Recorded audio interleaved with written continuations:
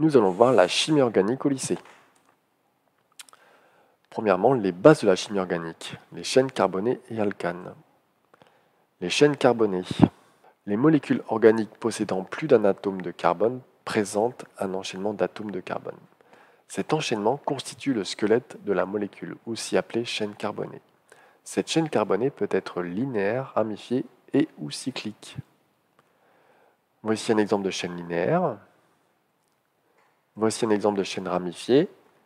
Donc j'ai ma chaîne principale ici et j'ai mes CH3 qu'on appelle des ramifications. Et ici, on a une chaîne cyclique. Donc ça fait comme une boucle. Et il existe aussi des chaînes cycliques ramifiées. Nous allons étudier maintenant les alcanes. Une molécule organique ne contenant que des carbones et des hydrogènes, ce qui en fait un hydrocarbure. Et que des liaisons simples est appelé aussi alcane. Les alcanes acycliques, c'est-à-dire non cycliques, ont pour formule brute CnH2n plus 2. Les alcanes cycliques ont pour formule CnH2n. Voyons maintenant la nomenclature des alcanes. Pour trouver le nom systématique d'un alcane, il faut d'abord repérer la plus longue chaîne carbonée. C'est elle qui va permettre de déterminer le radical du nom.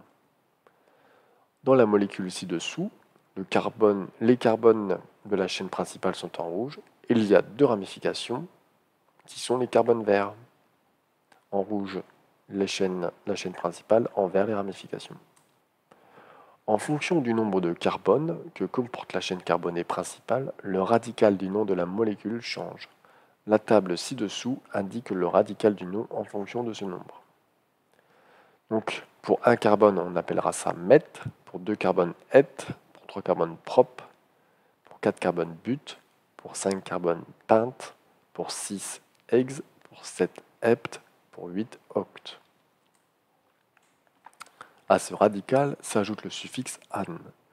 Lorsque la molécule est un alcane, exemple, j'ai un carbone, donc met, et comme c'est un alcane, je finis par -an. CH4, ça s'appelle le méthane. Ici, j'ai 2 carbones, donc éthane. 3 carbones, propane. Il faut ensuite tenir compte des éventuelles ramifications, c'est-à-dire de plus petites chaînes carbonées venant se fixer à la chaîne principale. Elles apparaissent sous forme d'un préfixe indiquant la position de la ramification et le nombre de carbones. On numérote les atomes de la chaîne carbonée de manière à ce que le numéro de la position du premier atome de carbone portant une ramification soit le plus petit possible. Donc en rouge, je vous ai fait une écriture fausse et en bleu, une écriture vraie. Donc pourquoi la rouge est fausse? Parce que la première ramification est en position 4. Alors que si on avait commencé à compter par la droite, la première ramification sera sur le carbone numéro 2. Le nombre de carbones de chaque ramification, une ramification est appelée aussi groupe alkyle, est indiqué par le même radical que pour la chaîne carbonée principale. Le nom d'une ramification est terminé par -ile. Dans l'exemple ci-dessus, il y a 2 ramifications méthyle, une sur le carbone numéro 2 et l'autre sur le carbone numéro 5. Enfin, on place le nom de ces ramifications méthyle, éthyle, propyle, etc. devant le nom de la chaîne linéaire dans l'ordre alphabétique en la faisant précéder du numéro du carbone qui la porte. Le E final de ce nom est supprimé. Si plusieurs ramifications identiques sont présentes, ces numéros sont groupés et on ajoute le préfixe di, tri, tétra devant le nom du groupe alkyle. Exemple.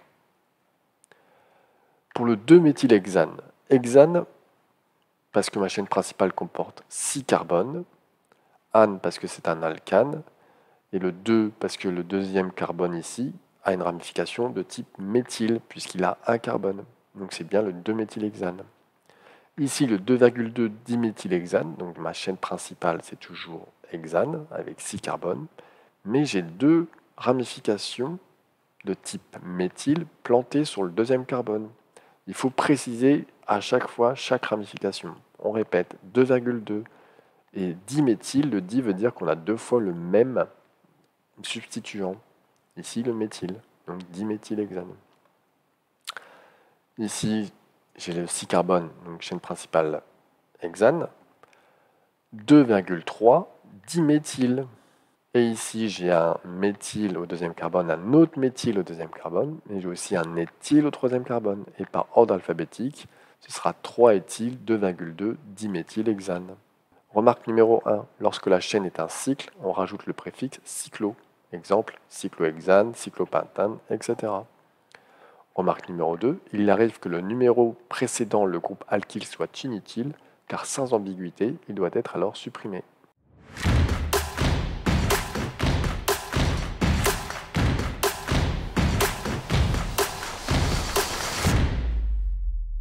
Étudions maintenant les alcools. Le nom de la famille sera alcool, qu'on écrira ROH. Le nom du groupe hydroxyle. Donc la nomenclature. La terminaison d'un alcool est en ol. Exemple, méthanol, éthanol. La chaîne carbonée principale est la chaîne carbonée la plus longue, qui inclut le carbone portant le groupe hydroxyle OH, appelé carbone fonctionnel, car il porte la fonction alcool. La numérotation de la chaîne carbonée principale se fait toujours de manière à attribuer le plus petit numéro au carbone fonctionnel. Il est souvent nécessaire d'indiquer la position du groupe hydroxyle OH. Ce numéro est placé entre le an et le ol de la terminaison. Exercice sur les alcools. Donc je vous donne une formule semi-développée et il faut me donner le nom. Et on corrige. Réponse, propane 1-ol. Alors pourquoi prop? Parce que ma chaîne principale contient 3 carbones. Pourquoi an? An parce qu'il n'y a que des liaisons simples entre carbones. Ensuite, pourquoi un ol? Ol pour OH et le 1 parce que le premier carbone contient la fonction alcool. Il faut se souvenir que pour numéroter, il faut que le carbone qui contient la fonction doit être le plus petit possible. Deuxième exemple. Réponse 3-méthylbutane 1-ol. Butane. Pourquoi butane? But pour 4 carbones. 1, 2, 3, 4. Dans ma chaîne principale, j'ai 4 carbones, donc butane. An, parce que des liaisons simples entre carbones. 1-ol, ma fonction alcool est sur le premier carbone. Donc je compte 1, 2, 3. 3 méthyle, parce que j'ai une ramification sur mon troisième carbone. Et méthyle, ramification avec un carbone s'appellera méthyle. Troisième exemple. Réponse, propane 2-ol, donc propane parce que j'ai 3 carbones dans ma chaîne principale. 2-ol parce que mon alcool est sur le carbone numéro 2, propane 2-ol. Quatrième exemple.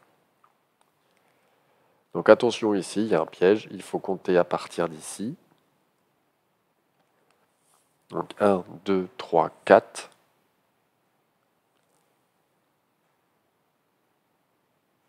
Butane. Ensuite 1, 2, éthyle, parce que 2 carbones dans ma ramification en position 2.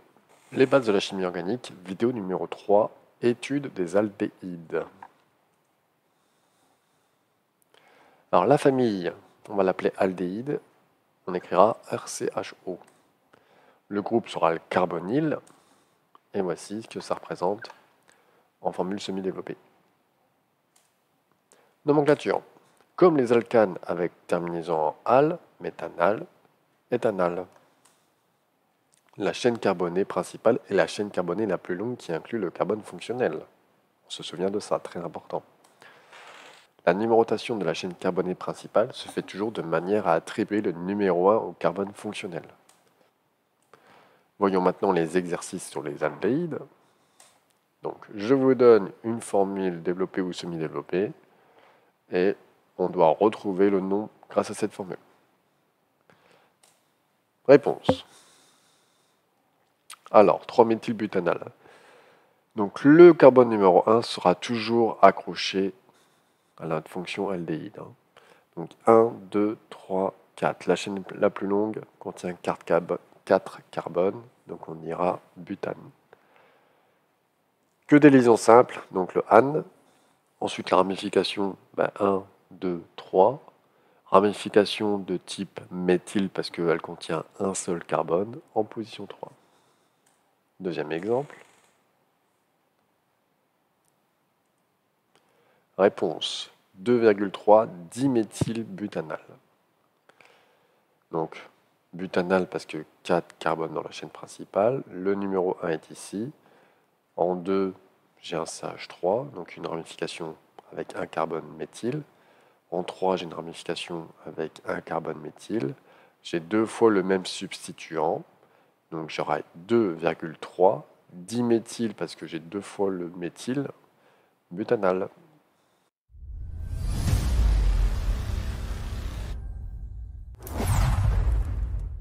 Les bases de la chimie organique, vidéo numéro 4, l'étude des cétones. Alors, les familles cétones, qu'on écrira R1COR2. R1 et R2 représentent des chaînes carbonées. Le groupe carbonyle, donc c'est le même groupe que les aldéhydes. Donc on peut le voir de cette manière-là aussi. Notre liaison CO est bien dans une chaîne carbonée, donc R1 et R2, ce sont d'autres carbones. Nomenclature. Terminaison en -on, comme propanone, butanone. La chaîne carbonée principale est la chaîne carbonée la plus longue qui inclut le carbone fonctionnel. La place du groupe carbonyle, CO, doit être indiquée si nécessaire, comme dans le cas des alcools. La numérotation de la chaîne carbonée principale se fait toujours de manière à attribuer le plus petit numéro au carbone fonctionnel.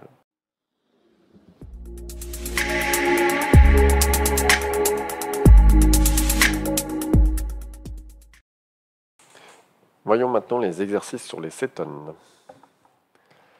Alors, je vous montre une molécule, il faut me trouver son nom. Et je vous donne la réponse. La réponse, propanone. Alors, pourquoi prop? Prop parce que j'ai 3 carbones dans la chaîne principale. An parce que j'ai que des liaisons simples entre carbones. On parce que j'ai une liaison CO dans la chaîne principale. On peut aussi l'écrire propane de on, mais comme on n'a pas le choix de la position du cétone, donc on peut écrire propanone. Deuxième exemple. Réponse. Pourquoi pentane de on? Donc pente, donc j'ai 5 carbones dans la liaison principale, dans la chaîne principale. J'ai 5 carbones dans la chaîne principale. An, que des liaisons simples entre carbones. Position du cétone, donc le carbone ici doit avoir le plus petit numéro possible, donc on va compter 1, 2, et notre cétone ici. Troisième exemple. Pentane 3-on, donc on a toujours notre pentane ici, et le carbone ici, numéro 3. Donc on compte 1, 2, 3 comme ça, ou 1, 2, 3 comme ça, on arrive à la même position. Allez, voyons voir les bases de la chimie organique. Partie 5, étude des acides carboxyliques. Alors, les familles acides carboxyliques. On a le groupe carboxyle. On le représente comme ceci. RC_O_COH.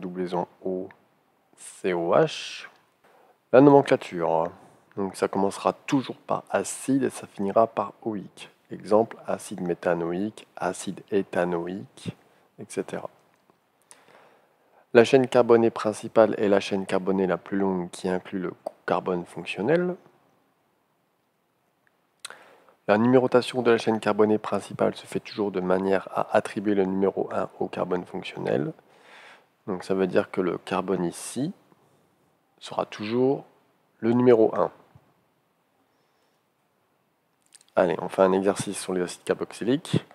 Donc vous pouvez essayer de répondre en mettant pause. Donc voici une molécule et il faut me donner son nom. Voici la deuxième molécule. Donc la réponse à la première molécule, ce sera l'acide propanoïque. Alors pourquoi propanoïque? Parce que j'ai 3 carbones, donc propane. Liaison simple entre carbones, donc ane. Et du coup, acide carboxylique, oïque. Donc le numéro 1, c'est lui. 1, 2, 3. Et la réponse à la deuxième molécule, acide 2-méthylpropanoïque, c'est-à-dire que j'ai mon prop parce que 3 carbones dans la chaîne principale, le numéro 1 ici, 1, 2, position 2, j'ai une ramification de type méthyle, puisque un seul carbone dans la chaîne ramifiée, donc acide 2-méthylpropanoïque. Partie 6, les bases de la chimie organique, l'écriture topologique. Donc les formules topologiques. On n'écrira plus les carbones, seulement les liaisons carbone-carbone représentées par des segments, en veillant à faire figurer un angle entre deux liaisons carbone-carbone successives. On n'écrit plus non plus les hydrogènes portés par les carbones, puisqu'il suffit de se rappeler que le carbone est tétravalent, c'est-à-dire qu'il peut faire 4 liaisons, pour en déduire combien d'hydrogènes porte chaque carbone de la molécule. Exemple. Donc voici la formule topologique du butane de Hall. Donc j'ai un carbone ici, 2, 3, 4. Donc butane, puisqu'il n'y a aussi que des liaisons simples, et 2 Hall parce que position 2 de l'alcool, OH. Allez, on tente les exercices sur l'écriture topologique. Donc pareil, je vous donne la consigne, et vous pouvez mettre pause pour essayer de faire l'exercice. Donc il va falloir donner les formules semi-développées des formules suivantes. Donc on a 4 formules topologiques, il faut écrire les formules semi-développées. Donc les réponses. Le 2-chlorobutane s'écrira du coup comme ça, se dessinera aussi comme ça. L'acide éthanoïque comme ceci. Le diméthylpropane et notre cyclohexane. Voilà.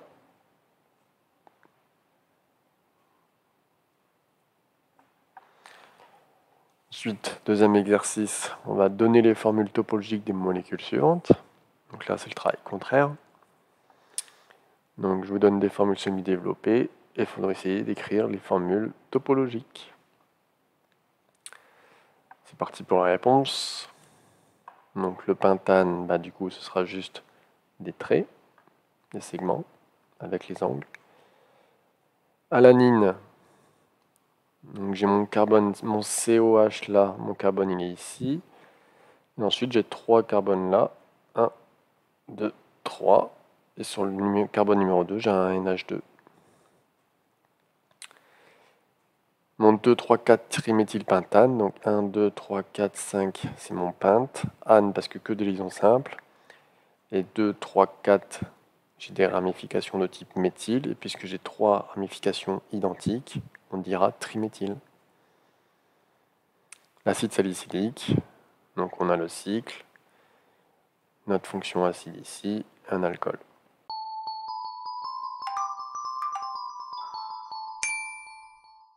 Les bases de la chimie organique, partie 7, étude des halogénoalcanes. Alors, il s'agit d'alcanes dont un ou plusieurs hydrogènes ou même tous ont été substitués par un halogène, donc fluor, chlore, brome, iode. Exemple. Donc voici une liste d'exemples.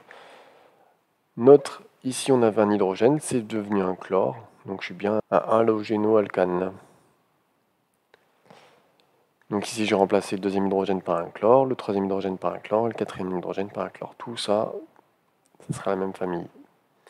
Ici j'ai un chlorobutane sous la forme topologique, le 2-chlorobutane parce qu'il est en position 2, 2,2-dichloro parce que 2 chlore, donc di, 2,3-dichlorobutane et 1,3-dichloro, 2 fluoro, on mettra par l'ordre alphabétique bien sûr.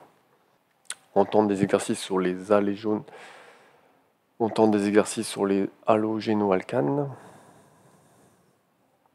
Donc je vous mets des formules topologiques et il faudra me trouver les noms. La réponse pour la première, donc le 2-bromo 3-méthylhexane. Alors, hex parce que j'ai 6 carbones dans la chaîne principale, ane parce que de liaisons simples, 2-bromo, du coup, mon halogène brome est en position 2 sur le deuxième carbone, et en position 3, j'aurai un méthyle. Et la réponse à la deuxième, 1 bromo, 2, 3, diméthylpentane. Donc j'ai 5 carbones dans la chaîne principale, 2 ramifications en position 2 et 3, et mon 1 bromo ici. Base de la chimie organique, partie 8, l'étude des amines. Alors, une amine est un composé organique dérivé de l'ammoniac, dont au moins un atome d'hydrogène a été remplacé par un groupe alkyle. noter ci-dessous. Donc on a 3 types d'amines. Les amines primaires, RNH2, les amines secondaires, R1, R2, NH, les amines tertiaires, R1, R2, R3, N. Pour trouver le nom d'une amine, la chaîne carbonée principale, celle qui va donner le radical du nom, doit être la plus longue. Donc 1, 2, du coup 2 carbones ici, donc éthaneamine.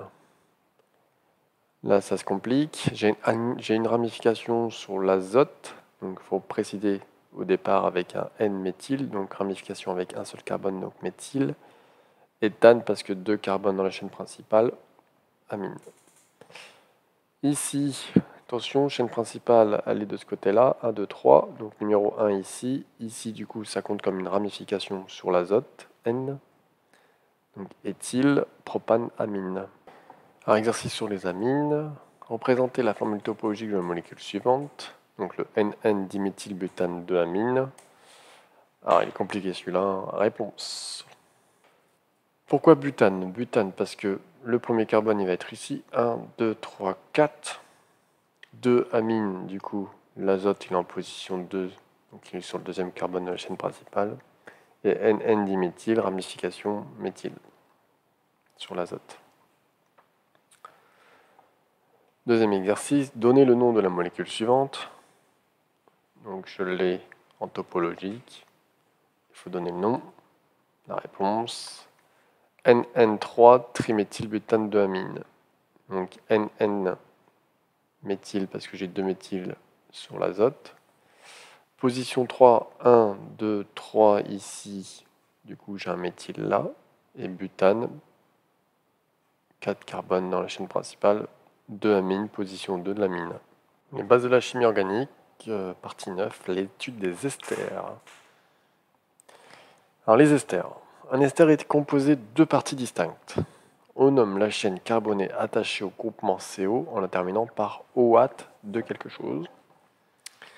On nomme la chaîne attachée à l'atome d'oxygène et on la termine par IL. Exemple. Notre butanoate d'éthyle, donc l'ester il est ici. On a notre CO, donc le C, donc la chaîne qui est rattachée au carbone fonctionnel s'écrira du coup avec le OAT. Et la chaîne carbonée qui est reliée à l'oxygène s'écrira avec le IL, donc butanoate, parce que dans ma chaîne principale, numéro 1, toujours le carbone fonctionnel dans les esters. 1, 2, 3, 4, donc butane, OAT, 2 quelque chose, donc ici on a 2 carbones, donc et, et comme il est relié à l'oxygène, il, donc d'éthyle. Un autre exemple avec l'éthanoate de butyle, donc même si la partie carbonée attachée à l'oxygène est plus grande que celle qui est rattachée au carbone fonctionnel, attention, tombe pas dans le piège, la chaîne principale est toujours attachée au carbone fonctionnel. Donc j'ai 2 carbones dans ma chaîne principale, donc éthane, OAT, et ici 4 carbones dans ma chaîne attachée à l'oxygène, qui finit par il, donc butyle. Allez, on tente les exercices sur les esters. Donnez le nom de la molécule suivante. Donc, voici une molécule.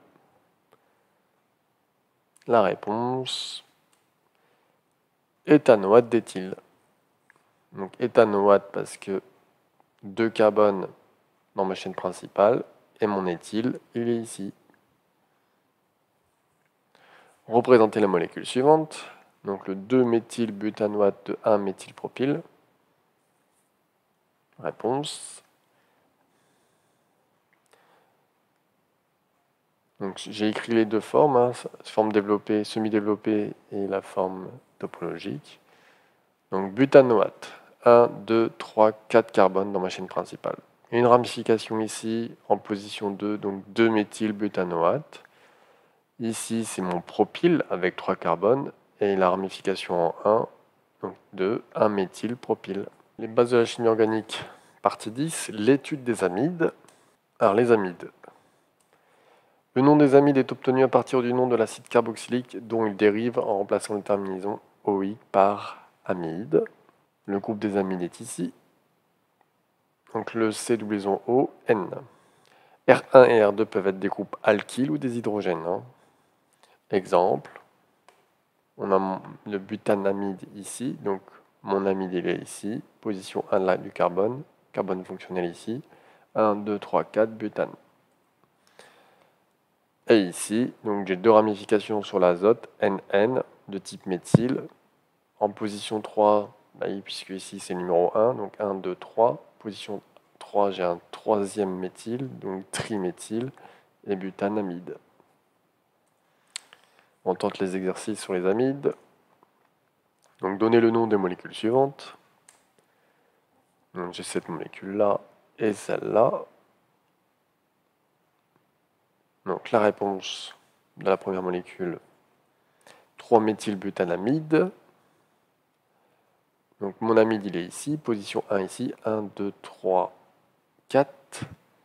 4 carbone, donc butane, position 3, 3-méthyle, méthyle parce que un seul carbone en ramification. Deuxième molécule, la réponse est N-méthylbutanamide. Donc mon N-méthyle il est ici, et butanamide ici. Représenter les molécules suivantes.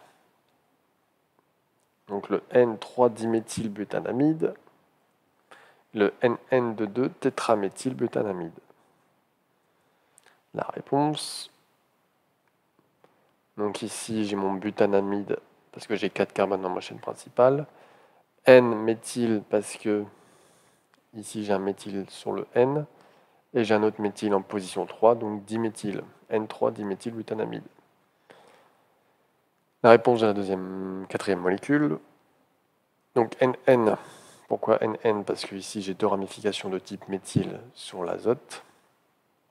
Et en position 2, j'ai encore deux méthyles, donc en tout j'ai 4 méthyles, donc tétraméthylbutanamide. 1, 2, 3, 4 carbones. Allez, les bases de la chimie organique, partie 11, les études des isomères et de constitution. Isomérie de constitution. Deux espèces chimiques distinctes sont isomères si elles ont la même formule brute. Deux molécules qui ont la même formule brute, mais qui ont des formules semi-développées différentes, sont appelées isomères de constitution. Parmi les isomères de constitution, on peut faire plusieurs catégories. Première catégorie, isomérie de chaîne. Ils diffèrent par leur chaîne carbonée, mais appartiennent à la même famille. Par exemple, le butane et le méthylpropane. La famille ici, ce sera l'alcane. Donc je suis toujours en ane. J'ai juste changé ma chaîne principale. Butane, 4 carbones, méthylpropane, propane, chaîne principale, 3 carbones, méthyle en ramification. Isomérie de chaîne de fonction. Le groupe fonctionnel change de position dans la chaîne. Isomérie de nature de fonction. Les groupes fonctionnels de ces isomères sont différents. Voyons voir des exercices. Donc les deux molécules sont-elles des isomères de constitution? Si oui, quel type d'isomérie? Donc ces deux molécules-là, on est sur quel type d'isomérie? Réponse. Donc la première molécule, c'est du butanediol, C4H10O, de la famille des alcools. La deuxième, c'est le 2-méthoxypropane, de la famille des éthers. Ce sont des molécules isomères de constitution. Les deux molécules ont la même formule brute, C4H10O, C4H10O, mais ils n'ont pas la même fonction. Ici, c'est la fonction éther, ici, la fonction alcool. Deuxième exercice. Les deux molécules sont-elles des isomères de constitution? Si oui, quel type d'isomérie? Donc, on a la formule topologique de la première molécule, la deuxième molécule. La réponse. Donc ici, j'ai le 2-méthylpentane et ici le 3-méthylpentane. Ce sont bien des isomères puisque j'ai le même nombre de carbone d'hydrogène. Par contre, isomères de chaîne. Troisième exercice, les deux molécules sont-elles des isomères de constitution? Si oui, de quel type d'isomérie? Donc première molécule, deuxième molécule. Réponse. On est sur des isomères de position de fonction. La position cétone a changé de place. Donc on est passé sur du pentane 2-on à pentane 3-on. Les bases de la chimie organique, partie 12, étude des polymères. Alors les polymères. Un polymère est une macromolécule formée par l'enchaînement de motifs monomères identiques. On les obtient à partir d'une molécule appelée monomère qu'on lie à d'autres molécules identiques pour former le polymère. Le polyéthylène, la formule de ce polymère s'écrit CH2CH2 N fois. Cette notation signifie que le polyéthylène est formé par la répétition du motif monomère indiqué entre parenthèses, typiquement plusieurs centaines de répétitions. Polymères naturels et synthétiques. Les polymères existent à l'état naturel comme le cellulose, l'amidon, la lignine, constituant du bois, la kératine, cheveux et ongles, sont des polymères naturels. Les polymères synthétiques forment les plastiques et d'autres composés tels que le silicone. Exercice sur les polymères maintenant. Alors, donnez la formule du polypropylène formé à partir de ce propène. Réponse, le propène. Alors, comment on va s'écrire le propène? Donc, le propène en formule semi-développée s'écrit comme ça. J'ai mes 3 carbones donc propres. Double liaison sur le premier carbone, donc N. Et on complète avec les hydrogènes. Et du coup, le polypropylène va être formé du monomère comme ceci. Donc si on observe bien, il y a la double liaison ici qui va disparaître. Et on va lier de chaque côté du carbone. Et ça, N fois, on va répéter N fois. Maintenant, c'est le contraire. Quel monomère dans le polymère suivant? Donc là, ici, il faut trouver le monomère dans cette macromolécule. Donc il faut chercher ce qui se répète. La réponse. Donc voilà, on a notre motif ici. Donc on a la zone ici. On va récupérer ça. On voit que cette partie-là se répète. Les bases de la chimie organique, partie 13. Étude de la synthèse organique. Alors, la synthèse de l'éthanoate de 3-méthylbutyl. On va travailler ceci.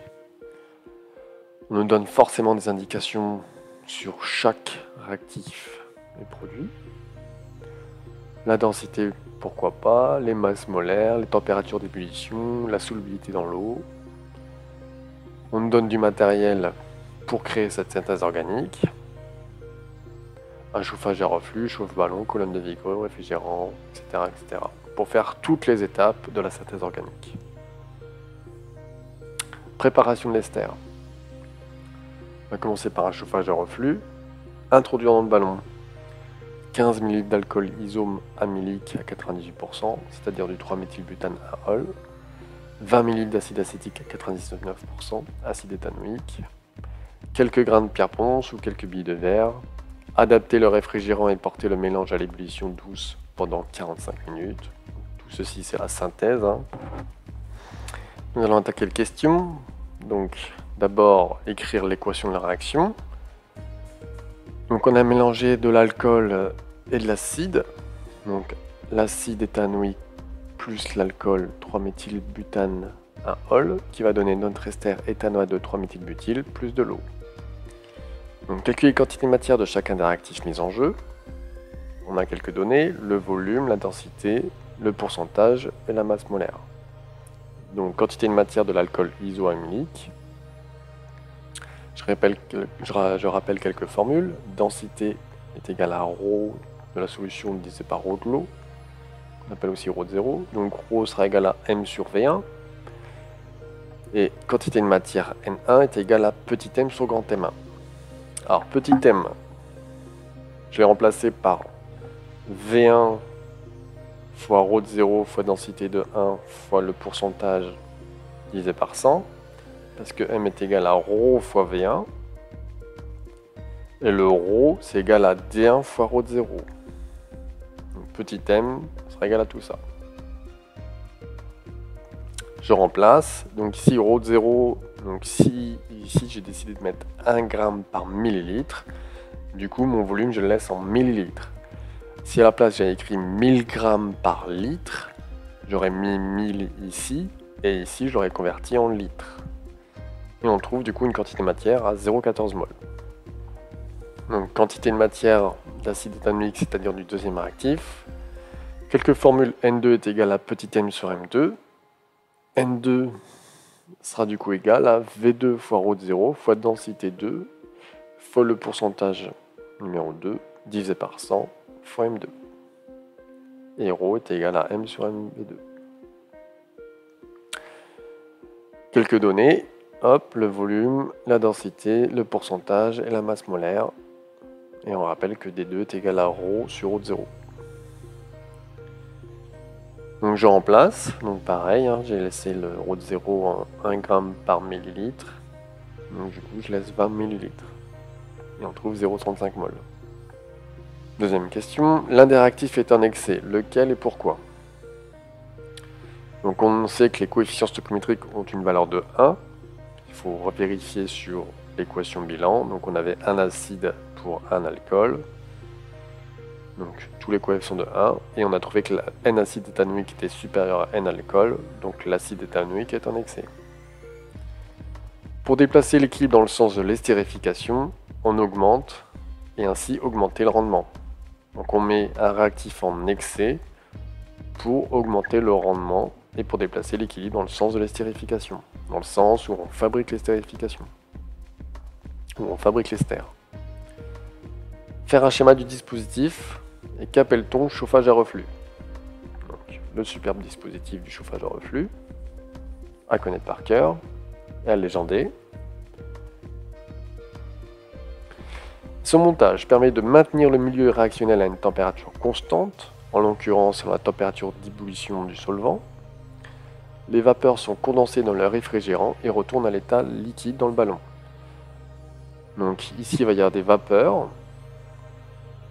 Elles vont grimper et arriver dans le réfrigérant, elles vont se recondenser et retomber. Les réactifs et les produits restent dans le milieu réactionnel. Donc il n'y a rien qui s'échappe du chauffage à reflux. Maintenant on va faire la séparation de l'ester qu'on a obtenu. Donc on va faire une extraction liquide-liquide. Laisser refroidir à température ambiante, puis refroidir avec un récipient contenant de l'eau glacée. Verser le contenu du ballon dans un bécher de 250 ml contenant 50 ml d'eau froide. Rincer le ballon avec de l'eau distillée. Verser le mélange dans une ampoule à décanter. Ajouter 15 ml de solution d'hydrogénocarbonate de sodium à 5%. Dégazer et attendre que l'effervescence cesse pour décanter. Recommencer plusieurs fois si nécessaire. Laver avec 20 ml d'eau salée glacée. Laisser décanter, séparer les deux phases. Verser la phase organique dans un bécher propre et sec et sécher avec environ 2 g de sulfate de magnésium anhydre. Pour une filtration liquide solide, filtrer et mesurer le volume et la masse de l'ester formé. Donc ici on a trouvé un volume de 15,5 ml pour l'ester et sa masse de 13,9 g. Maintenant les questions. Dans l'ampoule à décanter, où se trouve la phase aqueuse et la phase organique? Quelle est la phase qui contient pratiquement tout l'ester? Donc j'ai ressorti le tableau de données du début. Et du coup, la réponse, la phase organique étant moins dense que l'eau. Donc si la phase organique est moins dense que l'eau, elle va se retrouver au-dessus de la phase aqueuse. L'ester ayant une très faible solubilité dans l'eau. Donc l'ester se trouve dans la phase organique. Faire un schéma de l'extraction. La réponse. Donc on va faire une ampoule à décanter. Et on représente bien les phases. Donc l'aqueuse étant plus lourde, elle va être en dessous. L'organique étant moins dense, elle va être au-dessus. Et elle contient l'ester. Exploitation des mesures. Déterminer la densité de l'ester. Densité de l'ester, on avait trouvé un volume d'ester de 15,5 ml et une masse de 13,9 g. Donc, on utilise la formule ρ est égal à m sur v. Donc ici, on remplace et on trouve 0,90 g par millilitre. Et la densité, du coup, ρ sur ρ de l'eau, 0,90 divisé par 1. Puisque je suis en grammes par millilitre et du coup, j'ai une densité de 0,90. Comparer la valeur trouvée à celle donnée dans le tableau. La valeur donnée dans le tableau est d'une densité de 0,87. On est donc proche de la valeur du tableau. On peut faire un écart relatif. Je vous donne la formule. R est égal à valeur expérimentale moins valeur théorique sur valeur théorique fois 100. Et du coup, on remplace et on trouve 3,3%. Comme la valeur est inférieure à 5%, la valeur est acceptable. Conclure. L'ester synthétisé n'est pas totalement pur, il contient un peu d'eau. Il faudrait réaliser une distillation fractionnée. Donc maintenant, on va calculer la quantité d'ester obtenue. Donc la quantité de matière, petit m sur grand M, 13,9 sur 130, et on trouve 0,107 mol. Et on va calculer le rendement de la réaction. Donc il se calcule par rapport au réactif limitant, hein, attention. L'alcool isoalmylique est le réactif limitant avec N1 égale 0,14 mol. Le rendement est égal à 0,107 sur 0,14 fois 100. Et du coup, on a 79% de rendement.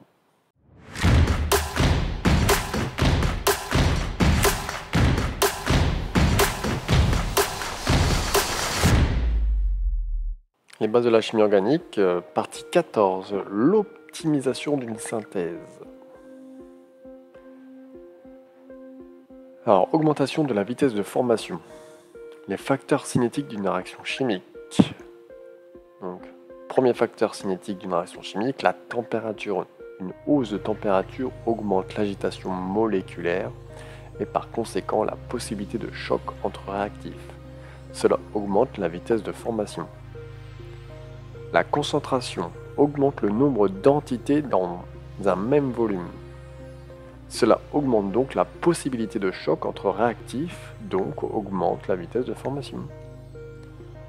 Le catalyseur, alors c'est une espèce chimique qui accélère la réaction. Il n'apparaît pas dans l'équation bilan de réaction, mais dans les réactions intermédiaires. Et il est spécifique à une réaction chimique. Optimisation du rendement. Le rendement d'une réaction chimique peut être optimisé. Donc, on appelle le rendement déjà noté nu de la synthèse le quotient de la quantité de produit P effectivement obtenu, qu'on appelle du coup N expérimental, par la quantité maximale attendue N max. N max peut être aussi N théorique. Donc notre rendement sera égal à N expérimental divisé par N max. Et si on veut en pourcentage, on fait fois 100. Si la synthèse du produit se fait en plusieurs étapes, le rendement de la synthèse est égal au produit des rendements de chaque étape. L'augmentation du rendement d'une réaction chimique peut se faire à l'aide d'un réactif en excès, en éliminant un des produits de la réaction. Les bases de la chimie organique, partie 15, les différents types de réactions. Donc les types de réactions. Alors, il existe différents types de réactions en fonction des réactifs et des produits. Réactif acide-base, s'il y a un échange de protons H+ entre réactifs, exemple CH3COH plus H2O, qui va nous donner CH3CO- plus H3O+.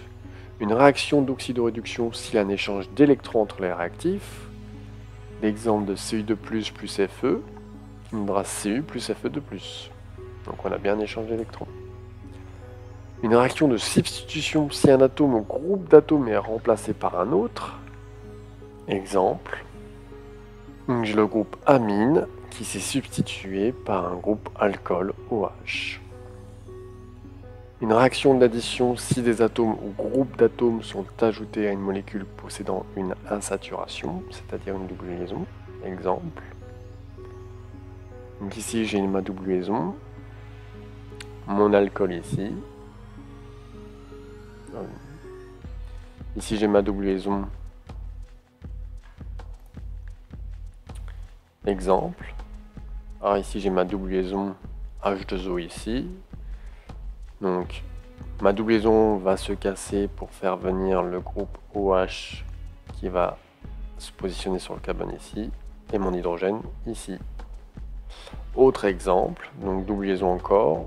Mon groupe CH qui va se mettre ici, mon groupe OH qui se met sur l'autre carbone pour obtenir cette molécule-là. La réaction d'addition. A plus B donne C. A plus B donne C. Réaction d'élimination, si des atomes ou groupes d'atomes sont ôtés à une molécule en créant une asaturation, une cyclisation. Donc une élimination va créer une double liaison ou un cycle. Donc ici, je vais avoir une élimination ici pour créer ma double liaison et libérer 2 hydrogènes. Et une cyclisation, donc un hydrogène, 2 hydrogènes vont partir et du coup ça va faire notre cycle. Maintenant on va attaquer les exercices sur les types de réactions. Donc on décrit ci-dessous 2 étapes d'une synthèse. Donc j'ai 2 étapes ici d'une synthèse. Attribuer une catégorie, donc addition, élimination, substitution, acide base à chacune des réactions décrites ci-dessus. Pour la réaction 1, on passe d'un aldéhyde ici à un alcool. Donc une perte de double liaison, donc réaction d'addition. Pour la réaction 2, le groupe OH est remplacé par le groupe BR, donc c'est une substitution. Montrer que la réaction 1 est aussi une réaction de réduction. Donc le propanal a été réduit en propane 1-ol. Pourquoi c'est une réduction? Eh bien, j'ai mon oxydant ici, le propanal, avec 2 électrons qui se sont déplacés pour obtenir mon propane 1-ol. Donc je suis bien dans le sens d'une réduction. Mon oxydant s'est transformé en réducteur. De la chimie organique, partie 16, protection de fonction. On a besoin d'un groupe protecteur. Déjà, définir un groupe protecteur, donc c'est un groupe caractéristique volontairement créé dans la molécule d'un composé fonctionnel afin de bloquer la réactivité de l'une de ses fonctions. Cette fonction que nous devons bloquer est temporairement transformée en une autre fonction. Donc, par exemple, si on ne veut pas qu'un alcool réagisse, ben on va le transformer comme ça. On va bloquer sa réactivité et ensuite le remettre. Propriété du groupe protecteur, réagir de manière sélective avec la fonction à protéger, être stable lors des réactions suivantes. Si on le bloque, il ne faut pas non plus qu'il se débloque dans les futures réactions. Pouvoir être enlevé facilement et de manière sélective une fois la réaction effectuée. Donc une fois qu'on a bien ciblé la partie qui devait réagir, il faut débloquer la fonction qu'on a bloquée pour avoir la molécule souhaitée à la fin. Remarque, l'utilisation d'un groupe protecteur nécessite au moins 2 étapes supplémentaires lors de la synthèse. Il faut que les étapes de protection ou de déprotection se fassent avec de très bons rendements. Et oui, il ne faut pas non plus qu'il y ait des pertes. Exemple de protection de fonction. Donc le cas de la molécule A, 3-oxobutanoate de méthyle. Donc si je mets du tétrahydruroaluminate de lithium, les 2 groupes fonctionnels de la molécule A vont réagir. Donc du coup, sans protection, ma molécule A se transforme en 1-méthoxybutane 1,3-diol. Mais si je ne veux faire réagir qu'une seule des 2 fonctions, cétone, ben je vais devoir faire des protections et des déprotections. Donc en protégeant une fonction, je peux transformer qu'un seul des 2 groupes caractéristiques de la molécule A. Donc on va d'abord faire l'étape de protection de la fonction cétone. Donc pour protéger cette fonction cétone, je vais utiliser ce composé. Et ensuite on réalise la réaction chimique. Du coup ma deuxième fonction cétone va pouvoir réagir avec le tétra pour devenir de l'alcool. Ensuite on déprotège du coup ma première fonction cétone et je retiens le produit que je voulais obtenir sans que les 2 cétones aient réagi. Il y a PTS, donc c'est notre acide 4-méthylbenzène insulfonique. Et il faut savoir qu'il ne présente pas de caractère oxydant comme l'acide sulfurique. C'est pour ça qu'on l'utilise. Exercice sur la protection de fonction. Donc soit la suite de transformation chimique. Donc voilà les étapes de transformation chimique. Proposer un nom pour chacune des 3 étapes représentées. Donc à l'étape 1, ça va être la protection du groupe carbonyle. Étape 2, la réduction de l'ester.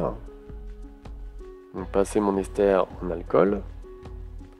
Et ensuite, on déprotège mon groupe carbonyle pour qu'il redevienne un cétone. Justifier l'intérêt de ces 3 étapes. On souhaite réduire uniquement le groupe carbonyle, donc on le protège dans un premier temps. Puis on effectue la réduction. Donc on souhaite réduire uniquement le groupe carbonyle, donc on le protège dans un premier temps. Puis on effectue la réduction. Enfin, on déprotège le groupe carbonyle.